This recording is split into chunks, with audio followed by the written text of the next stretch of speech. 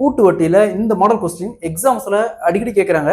இந்த question ப்ரீவியஸா SS exam கேட்டிருக்காங்க. இந்த கொஸ்டின் பார்க்க தான் ரொம்ப பெரிய கொஸ்டின் மாதிரி தெரியுது. பட் கொஸ்டின் நீங்க அண்டர்ஸ்டாண்ட் பண்ணிக்கிட்டா ஜஸ்ட் ஸ்கொயர் வேல்யூ தெரிஞ்சா போதும். இந்த சம்ம நம்ம பார்த்தோன்னே ஈஸியா சால்வ் பண்ணிடலாம்.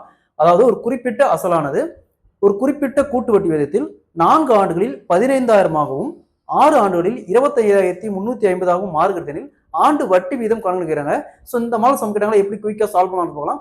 அதற்கு முன்னாடி நம்முடைய அகாடமியில் 2026ஆம் ஆண்டு வரக்கூடிய டிஎன்பிஎஸ்சி மற்றும் போலீஸ் எக்ஸாமுக்கான எஸ்பெஷலி மேக்ஸ் அண்ட் ரீசனிங்னு தனியாக online live classes and recorded video and test base start ஆயிருக்கு. ஸோ கிளாஸஸ் பற்றி வேற ஏதாவது டீட்டெயில் வேணும்னா மேலே இருக்கிற நம்பருக்கு கான்டாக்ட் பண்ணுங்க. கொஸ்டின்ல ஒரு குறிப்பிட்ட அசலானது ஒரு குறிப்பிட்ட கூட்டு வட்டி வீதத்தில் 4 ஆண்டுகளில் 15,000ஆகவும் 6 ஆண்டுகளில் 25,350ஆகவும் மாறுகிறதெனில் ஆண்டு வட்டி வீதம் கணக்கிடுறாங்க.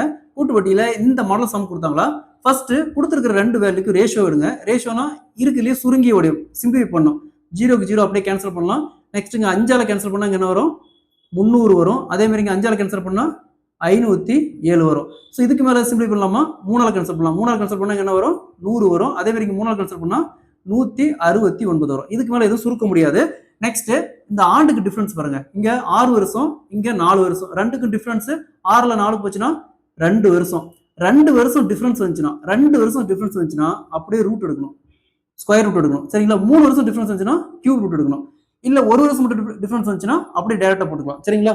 ஸோ நெக்ஸ்ட் ரூட் வந்து எடுத்தோம். 100 ரூட்ல எடுத்தோமா 10. அதே மாதிரி இங்க 169 ரூட்ல எடுத்தோமா 13. அதாவது 13 × 13 169.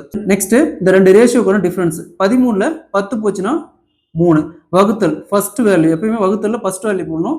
10 × சதவீதம் கேட்கறாங்க. அப்ப × 100. 0 0 அப்படியே கேன்சல் ஆயிரும்.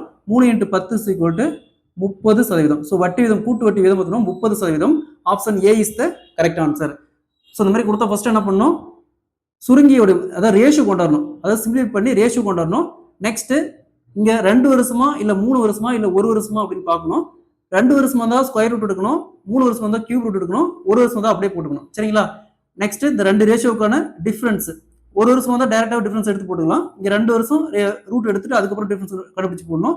ஸோ அப்ப டிஃபரன்ஸ் பார்த்தோம்னா 3 வருது. 3 வகுத்தல் ஃபர்ஸ்ட் வேல்யூ. வகுத்தல் எப்பவுமே ஃபர்ஸ்ட் வேல்யூ போடணும். வகுத்தல் இன்ட்டு சதவீதத்துக்கு 100. இது சால்வ் பண்ணிக்கலாம், ஆன்சர் வந்துடும். இதே மாதிரி சம் பாருங்க. ஒரு குறிப்பிட்ட அசலானது ஒரு குறிப்பிட்ட கூட்டு வட்டி விகிதத்தில் 2 ஆண்டுகளில் ரூ 400ஆகவும் 4 ஆண்டுகளில் ரூ 576ஆகவும் மாறுகிறதில் ஆண்டு வட்டி வீதம் கணக்கிடுறாங்க. கூட்டு வட்டி கேட்கறாங்க. இதே மாதிரி தான் இந்த சம்ம சால்வ் பண்ணி இதுக்கான ஆன்சர் கமெண்ட்ல போடுங்க. இந்த சம்ம சால்வ் பண்ணிட்டாவே இந்த மெத்தட்ல எப்படி சம் நீங்க ஈஸியா சால்வ் பண்ணிடலாம். இந்த சம்மும் ப்ரீவியஸா எஸ்எஸ்சி, டிஎன்பிஎஸ்சி, ஆர்ஆர்பி எக்ஸாம்லயும் இந்த சம் கேட்டிருக்காங்க.